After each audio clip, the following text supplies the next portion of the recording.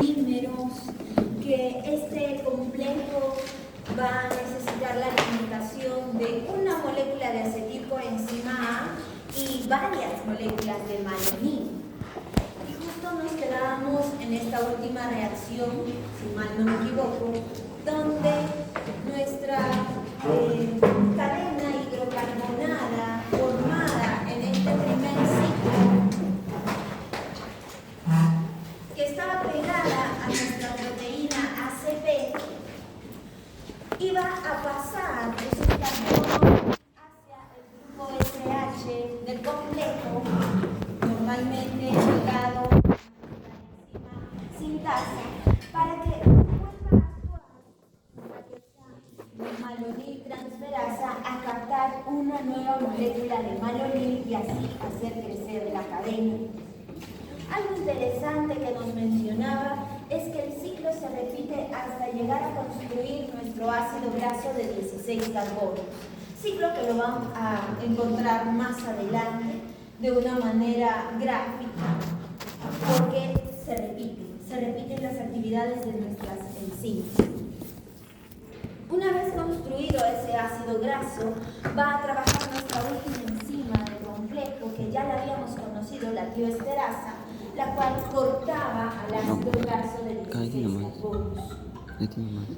Algo que vamos a ver de nuestra querida ACP es su estructura. Ustedes ya han hecho esa tarea, como les había comentado. Es una proteína que su grupo SH va a estar unido a la famosa 4-fosfopanteteína. Y esta 4-fosfopanteteína está construida en una parte con el famoso ácido pantoténico.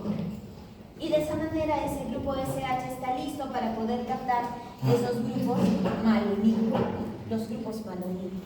En esta imagen, que es la que ustedes sí tienen en sus diapositivas, es donde vemos el ciclo repetido hasta construir al ácido palmítico. Y de repente lo has visto en tu libro de Harper, nuestras enzimas relacionadas a las transferasas, también conocidas como transacilasas. Las llaman malonil acetil coenzima ACP transacilasas. Algo que también comentaba este libro de Harper es que como se trata de un dímero, normalmente las dos proteínas ACP que conforman este dímero son las involucradas en aceptar estos sustratos. Vemos la acción además de nuestra enzima sintiasa, la cetoacilsintiasa condensante, cómo es que va a remover ese grupo carbonilo, CO2, vamos a llamarlo el grupo carboxilo de nuestro malonil, para poder atacar a nuestra molécula y así formar el acetoacetil. Se dan las reacciones de reducción, deshidratación, reducción y obtenemos nuestra cadena hidrocarbonada. Por lo tanto, algo que también sería necesario que reconozcas es que esos dos carbonos aportados por la única molécula de acetilcoenzima A que entre este proceso van a quedar en el extremo final de la cadena, justo en las posiciones 15 y 16 de nuestro ácido palmítico. Mientras que el resto de carbonos, como puedes observar, están conformados por el malonil coenzima A que ingresa en cada uno de los ciclos.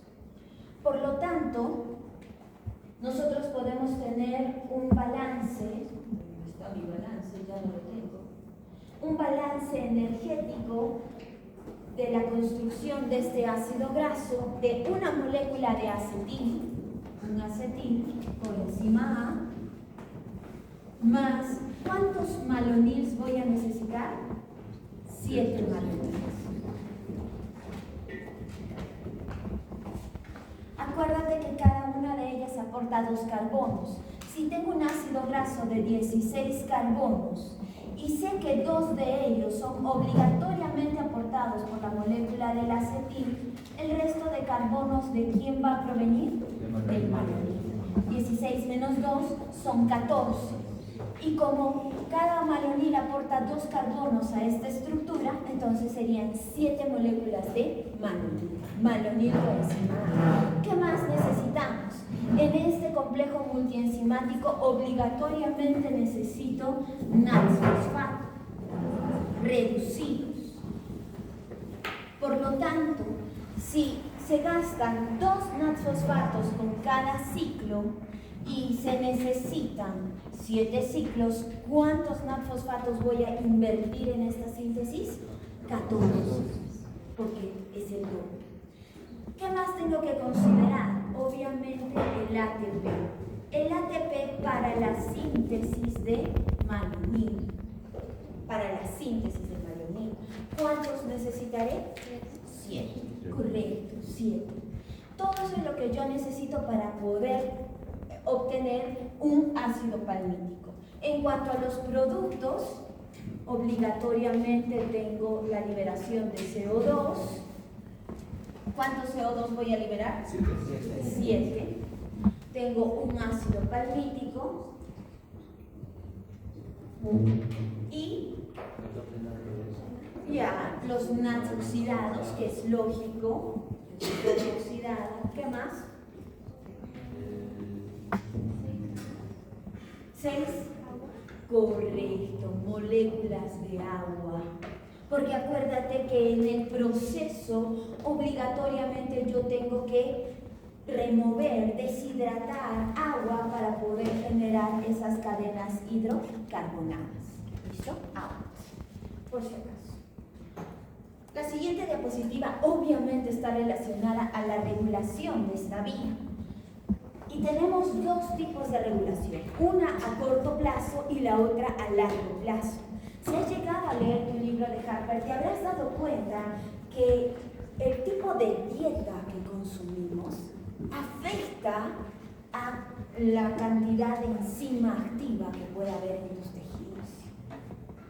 Y aquí te dice claramente, si tu dieta es rica en grasa, obviamente de la buena, vamos a tener una menor síntesis de estos complejos de la lipogénesis, porque ya estás consumiendo grasa. Si normalmente estás acostumbrado al ayuno, va a haber una menor síntesis de este tipo de enzimas lipogénicas.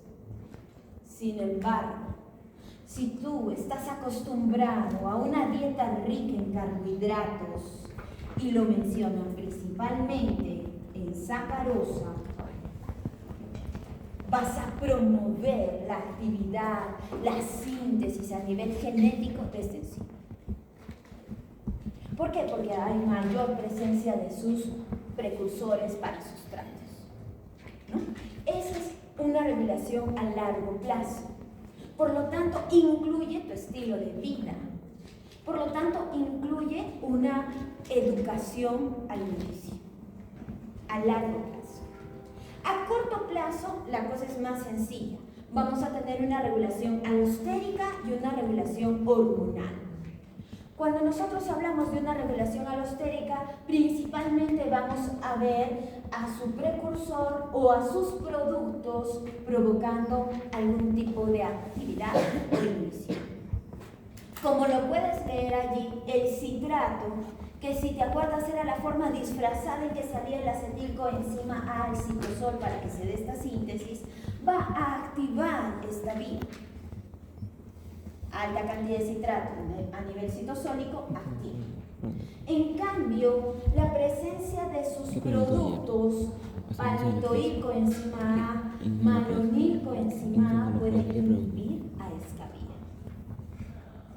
A nivel de qué enzima, lo vas a ver, principalmente es la acetilcoenzima A carboxilasa. Ella es la que se puede regular. La que me va a dar como producto directo el malonil. Altas cantidades de malonilcoenzima A la van a inhibir. Altas cantidades del ácido graso activado la van a inhibir. Y por otro lado, como ya lo habías remarcado, nuestras hormonas. La insulina la va a activar porque estamos en un estado alimentado, desfosforilando a esta enzima. Por lo lo tanto, todo lo contrario, cuando la pobre enzima es fosforilada en ciertas regiones, por la señal enviada de la adrenalina o epinefrina, va a ser inhibida, ¿no? Regulación a dos niveles muy importantes.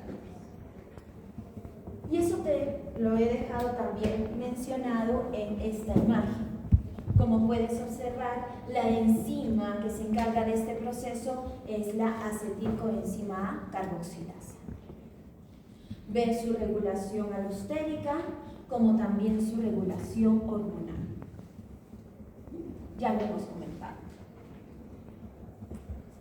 Y esta otra imagen, la verdad, la dejé allí, muestra lo mismo, pero relacionado al proceso desde que el citrato está en el citosol hasta la formación del palmitoide. Es lo mismo. Y vemos que todo se enfoca en la acetilcoenzima A carboxilasa, quienes la inhiben y quienes la pueden activar. ¿Quiénes la pueden activar? Y ya para terminar en relación a esta regulación, me gustaría que consideremos no solo la síntesis de lípidos, sino también la degradación. ¿Por qué? Porque aquí hay un dato interesante que ya lo hemos comentado en la beta-oxidación, sin embargo, lo voy a traer a memoria. Está relacionado al transporte. Nos dice, la palmitoilcoenzima A va a inhibir la translocasa que saca citrato desde la mitocondria hacia el citosol. Por lo tanto, inhibe la síntesis de ácidos grasos. La síntesis no. ¿Por qué? Porque si no hay citrato, no hay manera de obtener acetilcoenzima A en el citosol. Y por otro lado, malonilcoenzima A, miren a quién inhibe. La malonilcoenzima A inhibe a nuestro transporte de carnitina, que es fundamental para la beta-oxidación. Al inhibir entonces este transporte, evita la entrada de los ácidos grasos a la mitocondria. En regulación al control hormonal, que ya lo hemos comentado, que se trata de una inhibición por fosforilación y una activación por desfosforilación, es lógico que haya una cascada de señalización, al igual a la que vimos en el glucógeno, donde nuestro glucagón o adrenalina va a unirse a su receptor ligado a la proteína G. Ese receptor ligado a la proteína G va a liberar su subunidad alfa en busca de la adenilciclasa. La adenilciclasa activa libera AMP cíclico y ese AMP cíclico me activa a la proteína quinasa dependiente de AMP para así activar a las fosforilasas. Entonces, como te habrás dado cuenta, mis hormonas van a tener vías de señalización que no solo la vas a ver a nivel de glucógeno, sino que van a estar involucradas en muchas regulaciones de las vías metabólicas. Y ya para terminar, que ya lo habíamos comentado, a nivel del hígado, la insulina va a ayudar a estimular a la síntesis del complejo ácido graso sintiasa. ¿Y por qué? Porque aumentan los niveles de glucosa en sangre, por lo tanto hay un exceso de glucosa que se va a almacenar en forma de grasa, y esta señal de la insulina puede provocar la liberación de factores de transcripción que llegan hasta el núcleo para así poder liberar o sintetizar las proteínas encargadas de ese complejo del ácido graso sintiasa. Y si tú has leído tu libro de Harper, este complejo, por más grande que sea y pesado, está en un solo gen. Su información genética está en un solo gen. Por lo tanto, estos dos factores de transcripción que tú ves allí van a ser estimulados por la presencia de insulina para tener mayor cantidad de ese complejo a nivel citosol. Y los ácidos grasos poliinsaturados, que viene a ser esa grasa beneficiosa en nuestra dieta, van a disminuir la síntesis de ese complejo en el hígado por impedir la formación de esos factores de transcripción. a nivel del hígado. ¿Qué va a pasar a nivel de las células grasas? A nivel del tejido adiposo nosotros vamos a tener una hormona en especial que va a ayudar al control de este almacenamiento. Nos dice que la leptina regula la ingesta de alimentos. Y no sé si has visto en algunos reels por allí medios sarcásticos donde te dice, tu cuerpo sabe hasta qué momento comer. Y la imagen te muestra un cuerpo que te dice, fondo, fondo, fondo, fondo, fondo. ¿Por qué? Porque no para de comer. No sé si lo has visto. Bueno, voy a volverlo a buscar para enviárselo a Fabiana y que Fabiana se los envía a todos. Es duro, es cruel.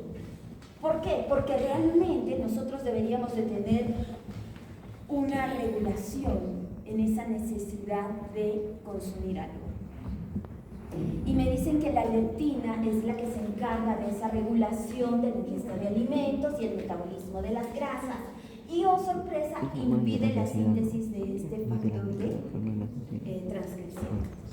Es producida directamente por las células grasas en respuesta al exceso de grasa almacenada. Por lo tanto, si no hay una buena síntesis de esta hormona, obviamente no vamos a tener esa regulación. Y, oh sorpresa, ¿quién se encarga de sintetizar esa hormona que controla el contenido? El mismo tejido adiposo. El mismo tejido adiposo. ¿Me querías decir algo? También he escuchado sobre una hormona que se encarga de, o sea, no de controlar la ingesta de alimentos, pero sí las ganas de querer comer o como también las ganas de no querer comer, que es la sensación de saciedad. Entonces, esta hormona que se refiere. Es una de ellas, sí. Te va a dar ese sentido de saciedad. En el caso de que no se le tome mucho importancia a esta hormona, me va a generar o sea, esta hormona tiene alguna repercusión en alguna patología. Aparte de la obesidad, de repente. Pero si no hay un control en este almacenamiento de grasa, y como puedes ver, no va a impedir la síntesis de ese factor de transcripción que está ligada a nuestro complejo, va a cambiar la producción principalmente en el desequilibrio del metabolismo lipídico, en la génesis. Hace un momento habló sobre la revolución hormonal. ¿Qué diferencia entre el glucagón y la adrenalina? Principalmente en los tejidos donde estos tienen receptores. Ambos van a provocar la inhibición de la lipogénesis, ambos. Pero todo va a depender quién tiene receptores para glucagón y quién tiene receptores para adrenalina. De eso va a depender. Doctora, una consulta. La leptina, entonces, ¿cómo es la hormona que regula la síntesis de grasas? He visto que en algunos trastornos, como en la ansiedad, las personas tienen a subir de peso y también tienen a comer descontroladamente. ¿De qué forma la ansiedad afecta a esta hormona? Lastimosamente en la ansiedad se van a liberar una gran variedad de hormonas. Tú sabes muy bien que la mayoría está en contra de la insulina y esto puede llegar a provocar también desregulaciones en la síntesis de otras hormonas. En el caso del cortisol, que es una de las que se libera más en este estado de estrés y ansiedad, podría provocar deficiencia en la liberación de esta hormona. O, peor aún, si es que por allí ya hay un estrés oxidativo, este mismo podría crear daños a nivel de nuestros tejidos que van a afectar a la síntesis de cierto tipo de sustancias. Eso sí es un poco más complejo. Ahora, esta diapositiva está relacionada con el balance que acabamos de hacer. Nos dicen necesitamos mínimo 14 NAD-fosfatos reducidos para la síntesis de un solo ácido graso. ¿De dónde se obtiene? ¿Quién aporta esos 14 NAD-fosfatos reducidos? Nosotros tenemos dos vías muy importantes para la síntesis de estos cofactores. La que ya hemos estudiado, la vía de las pentosas fosfato, donde en una sola vuelta vamos a poder obtener 2 NADs fosfatos reducidos.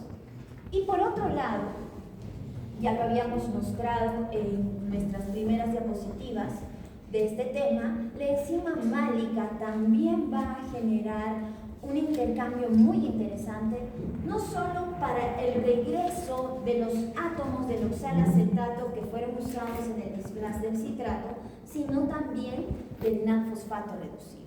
Esa enzima málica citosólica, como la puedes ver allí, ayuda a transformar el malato que va a provenir del oxalacetato que fue liberado cuando el citrato salió del citosol y atacado por la liasa, sacó al acetilcoenzima A necesario para esta síntesis, ¿no? Me quedó oxalacetato. El oxalacetato tiene que regresar a la mitocondria y lo puede hacer en varias formas. Una de ellas es en forma de malato. Este malato, por acción de la enzima málica, puede convertirse en piruvato y CO2. Tú sabes muy bien que el piruvato tiene su transportador hacia la matriz, pero lo adecuado es que la enzima málica trabaja con el cofactor NAD-fosfato para obtener ese cofactor importante en la síntesis de ácidos grasos. Por lo tanto, así la vía de las pentosas fosfato no se va a ver tan recargada para el trabajo y liberación de este cofactor. Son esas dos fuentes de NAD-fosfato reducido para esta síntesis. Aquí está mi balance. El balance ya lo hemos mencionado. Sí. Leí que había el malato NH1, sé que la toma no genera energía para el cerebro. ¿Cuál es la diferencia? Si hay una diferencia aparte de la generación de energía o un. Claro que hay diferencia. En el caso de que el malato tome la vía de la malato deshidrogenasa, lastimosamente yo voy a formar NAD reducido y me voy a quedar con el oxalacetato que no tiene transportador. No tiene transportador. Pero, ¿qué pasa si al oxalacetato que yo tengo aquí, con ayuda de la malato deshidrogenasa, y ojo, gastando NAD reducido del citosol, lo convierto en malato, y el malato sí tiene ingreso directo a la mitocondria? ¿Qué estoy haciendo acá? Estoy gastando un poder reductor y no estoy generando NAD-fosfato reducido. Al no generar esto, mi vía de las pentosas fosfato va a ser la única que me aportaría ese cofactor. Por lo tanto, si toma la opción de utilizar la enzima málica, entonces voy a tener la formación del NAD-fosfato reducido para esa síntesis. Ese es el beneficio, la ventaja.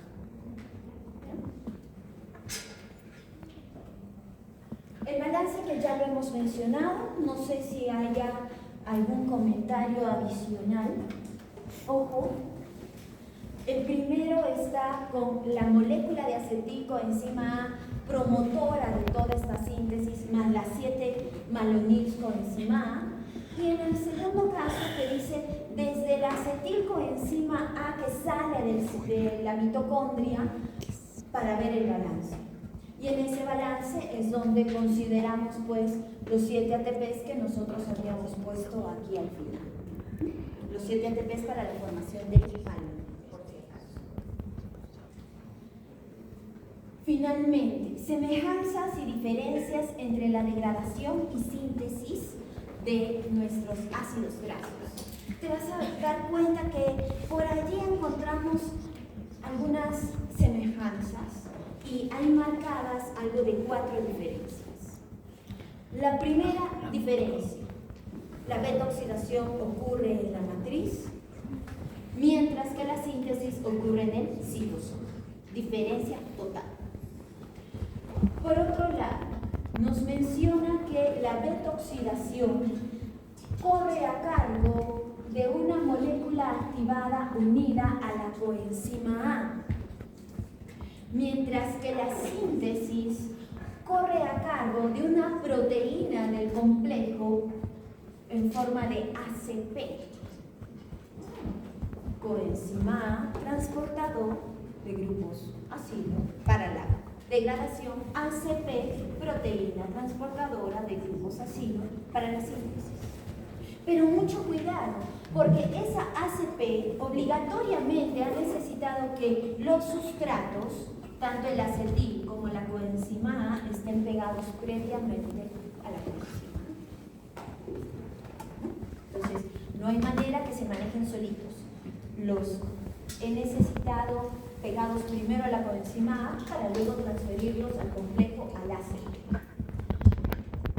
Otra diferencia, los cofactores. En la beta-oxidación yo trabajo con el FAT y con el NAT, mientras que en la síntesis se trabaja exclusivamente con el NAT fosfato reducido.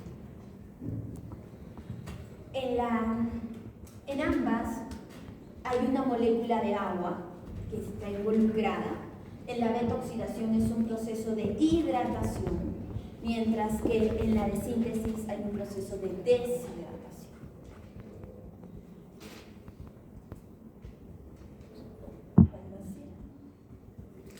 En la beta-oxidación se liberan productos de 2 carbonos, acetilcoenzima A. En la síntesis, obligatoriamente necesito donadores de 2 carbonos en forma de malonilcoenzima A. Ambos van a aportar 2 carbonos. Sin embargo, lo necesito en forma de malonilcoenzima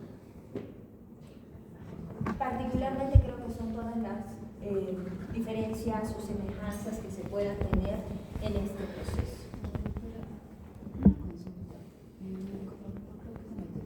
¿Por qué en acá es más reducido que en el otro es más fosfato reducido? Bueno, estoy que no veo por encima, es que dicen la reducida y el otro es más fosfato. Claro. Acuérdate que en la beta-oxidación lo que hacemos es generar cofactores reducidos. Generamos en forma de FAT reducido, de NAT reducido. En cambio, en la síntesis, yo necesito gastar cofactores reducidos en forma de NAT fosfato reducido. Lo gasto. ¿Alguna otra diferencia? Los productos que da la beta-oxidación son otros. En la beta-oxidación, estas moléculas de acetilcoenzima A van a entrar al ciclo de Krebs porque el gobierno es del glucagón, de la epinefrina, ayuno. No hay manera que se active la síntesis en un ayuno. En cambio, en la biosíntesis de ácidos grasos, nosotros vamos a tener carbonos en forma de acetilcoenzima A, pero provenientes del exceso de glucosa. De allí van a ir. Sí, espera.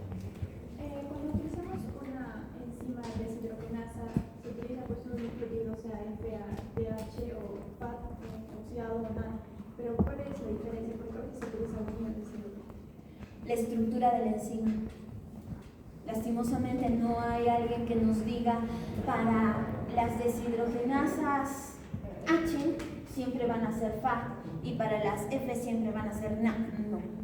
Es la estructura de la enzima que se ha ido evaluando a quién contiene y es por eso que necesitamos un poquito de memoria para acordarnos de con quién trabaja.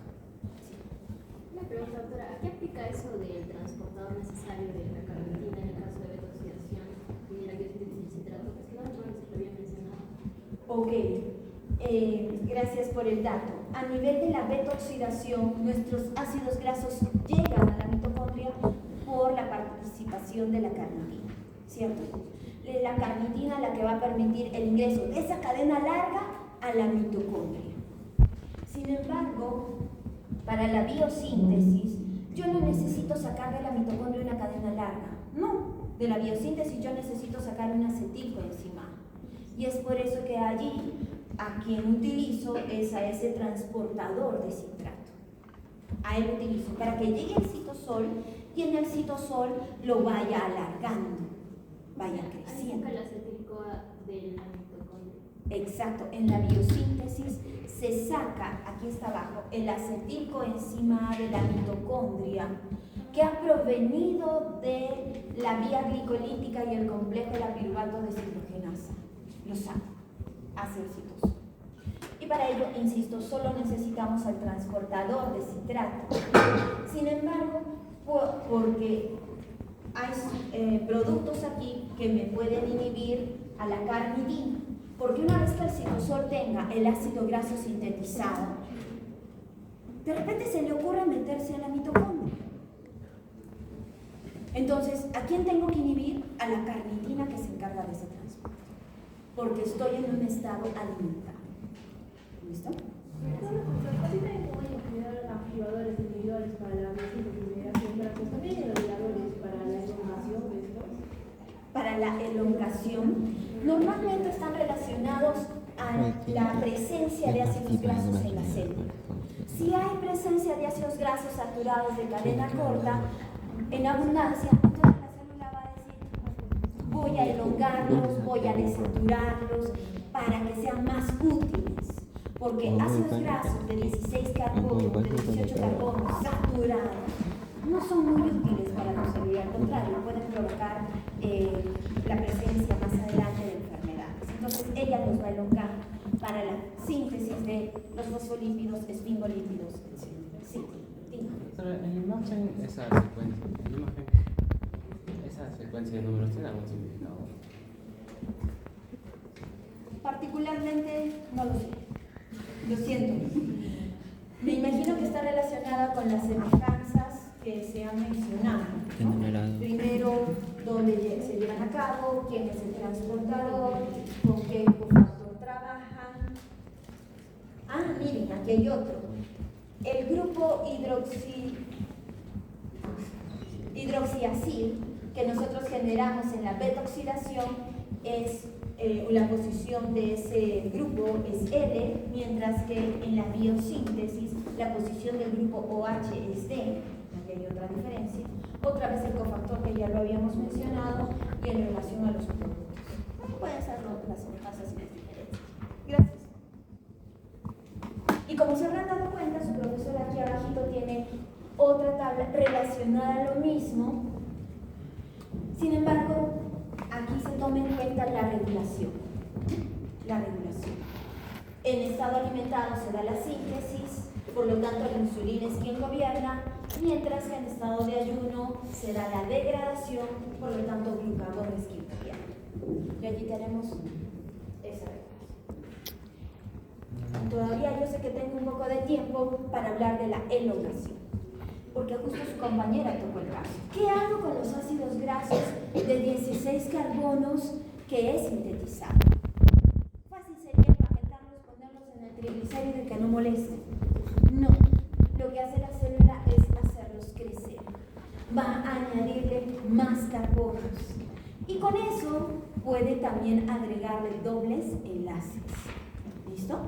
Primero vamos a hablar de la elongación. Como lo puedes ver, vamos a añadir cada 2 carbonos a esta molécula, por lo tanto puede crecer a 18, a 20, a 24, etc. Y se puede dar en 2 localizaciones, en las mitocondrias y en los microsomas. Cuando nosotros hablamos de los microsomas es en el retículo endoplasmático cortadito, donde te vas a fijar que tiene una acción muy parecida al ácido graso sintiácido, muy parecida. Por lo que puedes observar, empiezo a hacer crecer mis ácidos grasos. Y una vez que los hago crecer, les puedo ir colocando dobles enlaces, gracias a las desaturasas. En esta imagen te muestro que las líneas de color azul son para aumentar carbonos, las de color naranja es para colocar los dobles enlaces y las de color verde que es la desaturación, pero que solo se da a nivel de los vegetales, no de los seres humanos, no de los mamíferos, porque no tenemos desaturasas que puedan colocar dobles enlaces en carbonos mayores a 9. Nuestras desaturasas pueden colocar dobles enlaces en carbonos menores desde la posición 9 hacia abajo. Por lo tanto, allí tenemos dos ácidos grasos esenciales en nuestra dieta, el linoleico y el linolénico. Ellos dos son muy esenciales.